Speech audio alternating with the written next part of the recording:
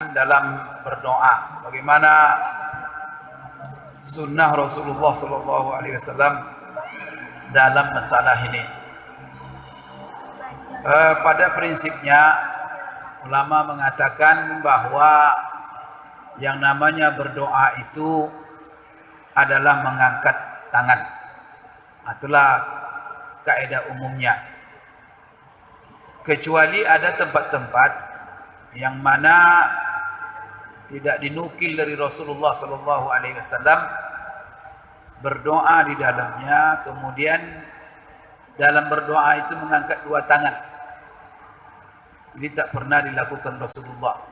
Ada tempat-tempat Rasulullah berdoa tapi tak mengangkat tangan. Maka jangan mengangkat tangan. Karena contoh kita dalam hal ini adalah Rasulullah SAW.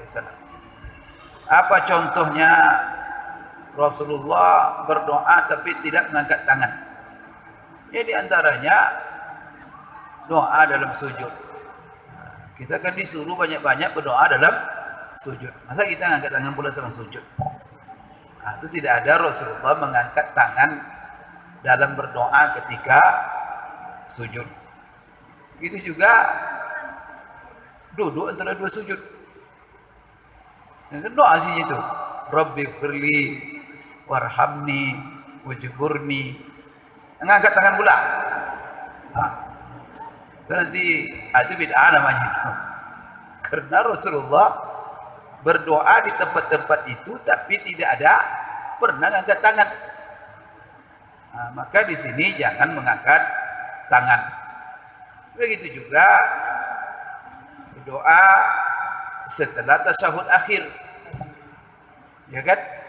Jadi kalau kita fil alamin innaka hamidum majid. Setelah itu kan kita dianjurkan macam-macam doa yang dinukil sahih dari Rasulullah SAW.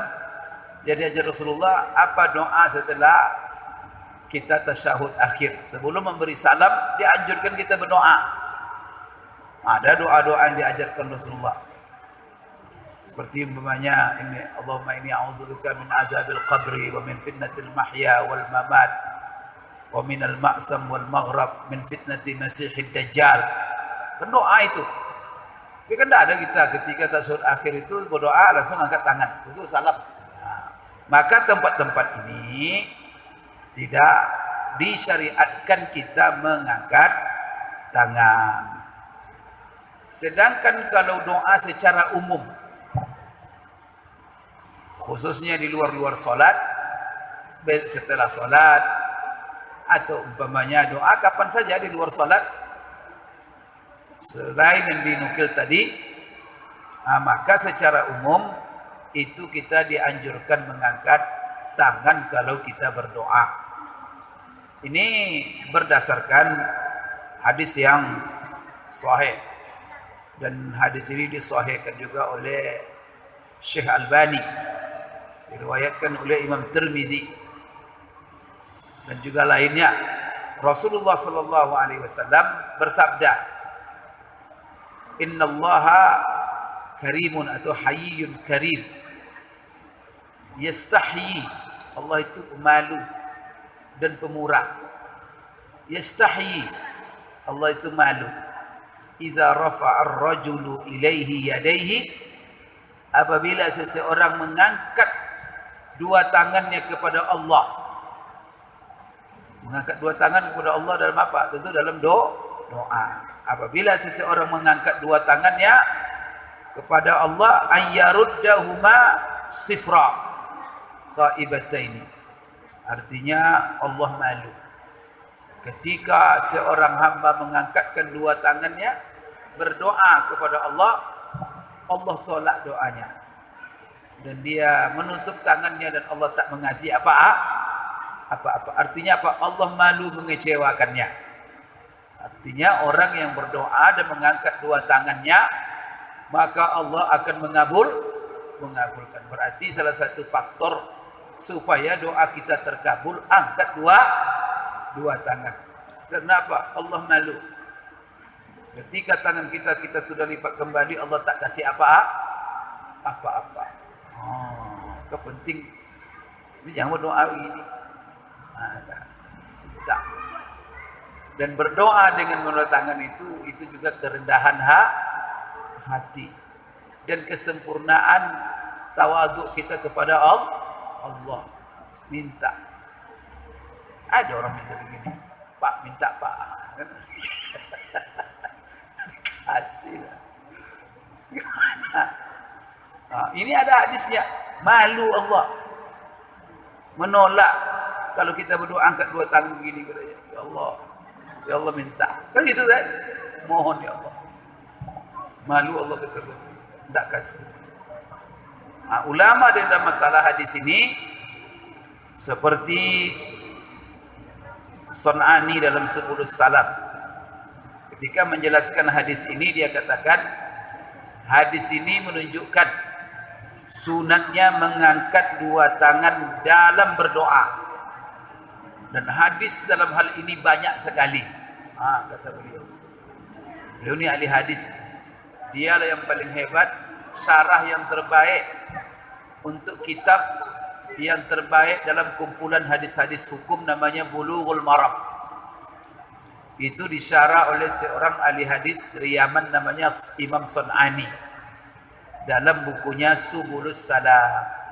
Sampai buku ini dipelajari di Darun Nahdhah, syarah Bulughul Maram. Tadi di dalam hadis syarah itu dia katakan begitu. Hadis ini dan juga banyak hadis menunjukkan bahwa secara umum berdoa itu disunatkan ngangkat tangan. Jadi jangan tak ngangkat tangan. Kecuali di tempat-tempat tadi Rasulullah memang tak ngangkat tangan dia, atau jangan ngangkat tangan. Hafiz Ibnu Hajar Haythami dalam fatwanya dia mengatakan raf'ul yadaini sunnatun fi kulli du'a kharijas salati wa nahwiha. Mengangkat dua tangan itu adalah sunnah dalam setiap doa di luar salat. Di seluruh doa yang kita panjatkan kepada Allah di luar salat, apa kata Hafiz Ibnu Hajar Haythami? Itu disunatkan mengangkat tangan. Sunnah, kata beliau. Wa man za'ama annahu sallallahu alaihi wasallam lam yarfa'huma illa fi du'a li istisqa faqad sahwan bayyinan wa ghalatan fahisha. Itu dia kritik. Barang siapa yang mengira atau berpendapat bahwa Rasulullah SAW tidak pernah mengangkat dua tangannya kecuali dalam doa istisqa, orang ini adalah orangnya sahwan bayyinah, maka dia sudah lupa dia secara terang-terangan sunnah Rasulullah, dan dia betul-betul salah, ghalatan fahisha, terlalu berat kesalahan orang seperti ini. Nah, ada orang mengatakan Rasulullah ngangkat tangan cuma istisqa, salah itu katanya. Bukan kata saya, kata ulama besar namanya Ibnu Hajar Al-Haythami. Dan juga Ibaratul Ubad, jadi ini salah seorang ulama Syafi'iyah juga mengatakan yusannu lid-da'i kharijas salati raf'u yadayhi tahirataini. Disunatkan bagi orang yang berdoa di luar salat mengangkat dua tangannya yang suci. Ini mengisyaratkan ketika berdoa usahakan kita dalam kondisi bersuci setelah berwudu, suci. Tangan kita suci. Apalagi sekarang di musim corona, terus cuci tangan, angkat, berdoa kepada Allah setelah dicuci tangan supaya Pak Allah kabulkan doa kita. Lil ittiba, ini demi mengikuti sunnah Rasulullah SAW. Maka salah satu dia katakan rawahu syaikhani wa ghairuhuma min turuqin katsira sahihah fi iddati mawatin minha. Imam Bukhari katanya, Imam Muslim dan juga ulama-ulama hadis lainnya dari berbagai turuk yang sahih, sanad yang sahih, jalan yang sahih. Dalam beberapa tempat Rasulullah mengangkat dua tangannya, di antaranya dalam solat istisqa dan juga dalam solat dalam tempat-tempat lainnya. Ini juga dijelaskan oleh Imam Nawawi di dalam bukunya Majmu'. Nah, ini. Dan dia mengatakan, manidda'a hasraha fahuwa ghalatan fahishan. Imam Nawawi sendiri mengatakan. Siapa Imam Nawawi? Orang yang diakui oleh para ulama bahwa dia itu adalah ulama besar, ulama dalam hadis. Semua ngaku itu. Nah, apa dia bilang? Barang siapa mendakwah bahwa mengangkat tangan dalam berdoa itu hanya pada tempat tertentu saja, ghalatan fahisha. Orang seperti ini sungguh telah salah, melakukan kesalahan yang fatal. Itu Imam Nawawi itu. Ya. Kunut juga termasuk. Kunut itu kan sudah kita bahas. Pertama kan masalah kunut ini, kalau kunut witir sepakat mengatakan bahwa diangkat tangan. Jumhur ulama mengatakan diangkat tangan kalau kunut witir dan juga kunut nazilah. Sedangkan kunut subuh itu yang berpendapat kunut subuh kan dua ulama. Dalam ulama yang empat, pertama Syafi'iyah, kedua adalah Malikiyah. Kalau Malikiyah tidak disunatkannya mengangkat dua tangan. Tapi kalau Syafi'iyah ada dua pendapat. Ada yang mengatakan disunatkan, ada yang mengatakan tidak disunatkan, tapi yang mazhab adalah diangkat. Cuman saja masalah amin. Diaminkan tak? Diaminkan. Cuma diaminkannya kuat-kuat atau secara sembunyi. Artinya pelan-pelan. Tetapi yang mazhab mengatakan kunut subuh dalam mazhab Syafi'iyah mengangkat dua tangan dan makmum mengaminkan tapi pelan-pelan. Ini dia yang mazhab. Dalam masalah itu mengangkat tangan. Oleh karena itu apa dikatakan wa hadhihi likauniha musbata muqaddama ala riwayatihi, maka Rasulullah SAW la yarfa' yadayhi fi syai'in min ad-du'a illa fil istisqa. Jadi wa amar raf'a inda, jadi ada lagi mengangkat tangan ketika berdoa antara azan dan qamat. Ini kan antara azan dan qamat ada doa yang mustajab, yaitu antara azan dan qamat. Gimana antara azan dan qamat? Kita mengangkat dua tangan enggak dalam berdoa? Maka di sini dikatakan mengangkat tangan ketika berdoa antara azan dan qamat itu disyariatkan. Salah seorang ulama Ar-Rahibani dalam buku Matalib Ulin Nuha Syarah Ghayatul Muntaha, dia mengatakan yad'u ba'dal azan di hadisi Anas marfu'an, ad-du'a la yuraddu bainal azani wal iqamah. Jadi ini apa namanya? Dia katakan di sini apa? Dia wayad'u, antara azan dan iqamat itu selesai azan menjelang iqamat dengan apa yang dia inginkan. Fa'alahu Ahmad wa rafa'a yadayhi. Imam Ahmad selalu katanya melakukan berdoa setiap setelah azan dan menjelang iqamat. Dan dia dalam doa itu mengangkat dua tangan. Itu Imam Ahmad. Ini dalam buku-buku mazhab Hanabilah. Begitu juga. Sekarang bagaimana hukumnya umpamanya? Wa amma raf'ul yadaini inda du'ail imam fil khutbati tsaniyah.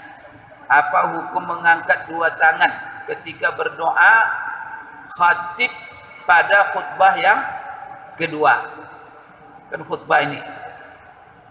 Kan khutbah kedua kan selalu Allahumma ighfir lil muslimina wal muslimat wal mu'minina wal mu'minat, doa untuk orang beriman laki-laki mukmin wal mukminat. Maka di sini faqad nassa ahlul ilmi ala adami masyru'iyyatihi lil imam. Maka di sini menaskan oleh ulama bahwa untuk yang khatib tidak disyariatkan dia mengangkat dua tangan dalam berdoa di khutbah kecuali khutbah istisqa, minta hujan. Tapi bisa saja di dalam khutbah Jumat diselipkan di situ doa istisqa, khususnya apabila hujan lama tidak turun, maka dimanfaatkan khutbah Jumat kedua itu di samping doa untuk orang mukmin mukminat juga didoakan di situ minta hujan. Maka ketika doa minta hujan juga disyariatkan imam mengangkat dua tangan. Ini yang dijelaskan oleh ulama, dan ini adalah ya beberapa hal yang dijelaskan oleh ulama di dalam masalah mengangkat dua tangan. Kemudian siapa namanya Imam Baihaqi mengatakan, mengomentari juga, dia bilang yang sunnah itu bagi imam kalau dia berdoa khatib dalam khutbahnya tidak mengangkat dua tangannya ketika khutbah, dan cukup dia mengisyaratkan dengan jarinya begini, Allahumma fil muslimina wal muslimat wal mu'minina wal mu'minat. Imam Baihaqi juga dia ahli hadis. Imam Ibnu Taimiyah dia mengatakan begini, dimakruhkan bagi imam mengangkat dua tangannya ketika berdoa dalam khutbah. Dan ini adalah mazhab di dalam mazhab Imam Ahmad. Inilah yang diamalkan di dalam mazhab Imam Ahmad.